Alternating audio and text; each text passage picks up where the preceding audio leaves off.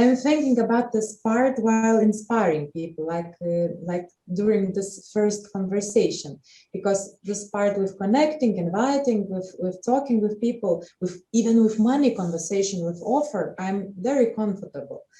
But I'm thinking about the process and about the decision making of the person.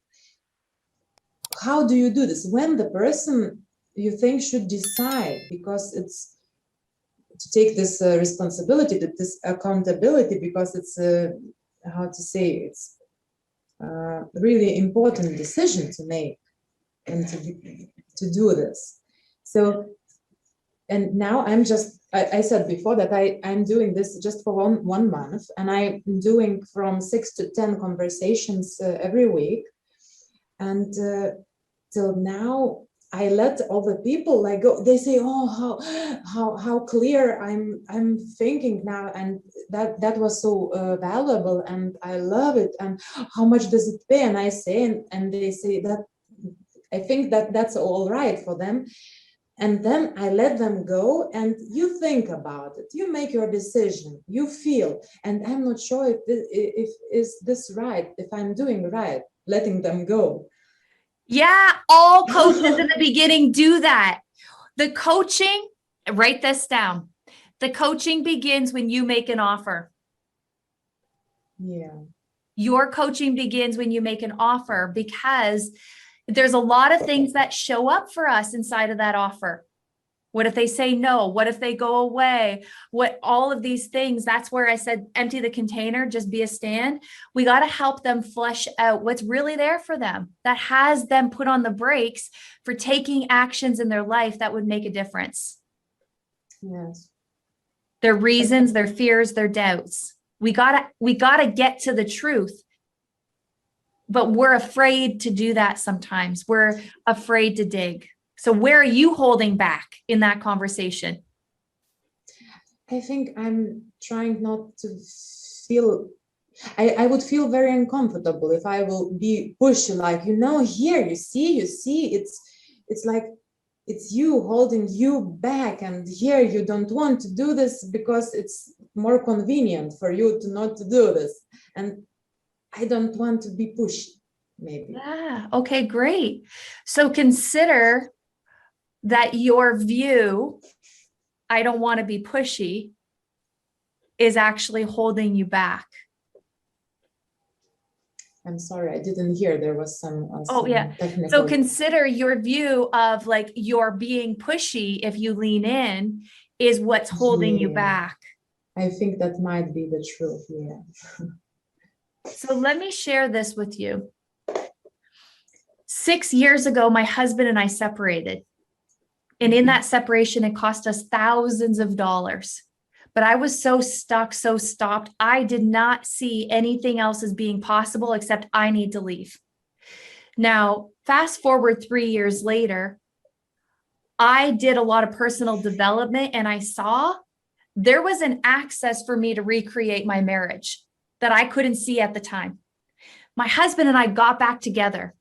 We have a brand new marriage, like really the best marriage like I can imagine, completely aligned with everything in life. Now, if you were a coach, Lolita, and you're a relationship coach, and I would have found you and you would have said, Tina, the relationship you have right now doesn't have to be that way. If you could recreate it, what would it look like for you? And I would love intimacy and passion and connection and communication. And if you said to me, I can help you with that, do you want some help? Oh my gosh, what a blessing. Now, I would have said to you, I don't have the money for that. That's a lot of money. But see, when you stand for something, what you're doing is you're standing for my relationship to work, my family to work, my life to work. Their life is on the line. Yes, it is. Coming from, that space, you let them go, they go back to being ordinary. Yes, and this moment when I'm talking about the people, when I about the money, and I bring this offer on the table, I said, and it's not about money. When start the cringing, the faces like, ooh. I said, I'm saying that it's not about the money. The most powerful thing and most important thing, it will be your job. You will have to do all that things if you want, in order to change your life. So I think that the person should have decision inside to make, if they want to go there, or if they're quite comfortable here with all what's happening. Yeah. So what are the beliefs that are playing in the background that have you, I can hear it loudly, but I want you to discover it for yourself. You have a lot of stories that are stopping you from really leaning in. What are those stories about them that if you lean in and ask questions to help them see their truth, what might they be believing about you? I think it's not, I don't think it's really about me. I can't find anything. Yeah, notice you're putting on your brace because you're afraid of something. What are you afraid of? I cannot find it. Is it true? Maybe there is some kind of association for me that if you want to make really powerful changes in life, you have to work very, very hard. It's my belief. It's not about the person, but I think maybe it's connected in some way. And what I want to do in life, I want to work less and earn more. I don't want to work very hard. Yeah. So notice you project that onto them. Man, changing your life is going to be really hard. Really. I don't know if you want to do that kind of work. I know I don't. Oh my gosh. Yeah. So you can see how you won't lean in because your beliefs is it's too hard. And I don't want to work that hard. And you probably don't want to work that hard either. So let's just not work hard and let's just go back to being ordinary.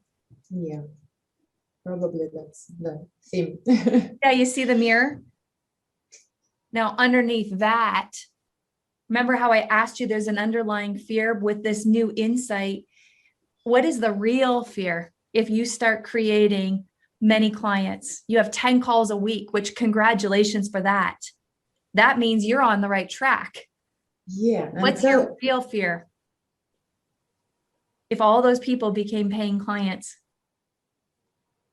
Maybe to lose my freedom, I don't want to be fully booked. Yeah. I want to be freedom. I want to be free. I want to go to the forest when I want to. And I think it's somehow concerned with my freedom. Yeah. And consider that's the real thing that's holding you back from leaning in. It might be the case. Yeah. And you know how you said it's not about me? Yeah, you actually just made it about you unconsciously. And one of our biggest distinctions is it's not about you, it's about them. Yes. Now, consider you can grow a coaching business and have a tremendous amount of freedom. It would be amazing. Yeah. And notice that it's your beliefs that are preventing you from doing that. You get to create your own schedule. Of course. You get to say how it goes. Of course. It's not the one belief. There are more beliefs. There are more beliefs that holding me back. Yes. I know.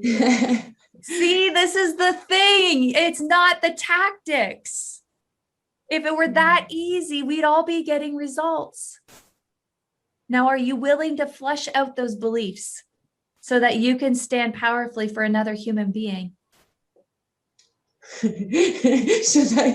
I work very hard for this? Heck no. You can work really hard.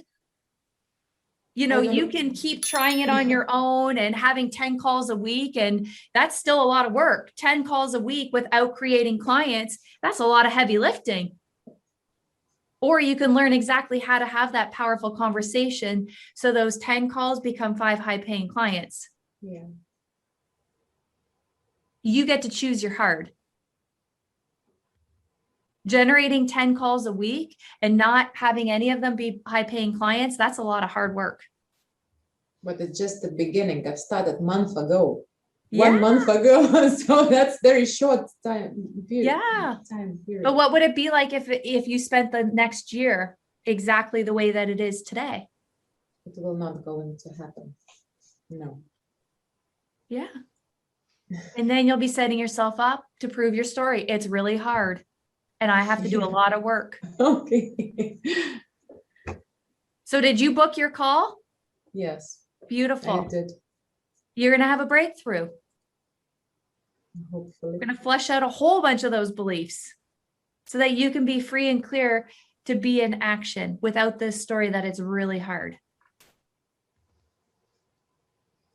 How does that sound? Great, Tina. Thank you. Yeah, sounds great. You're welcome.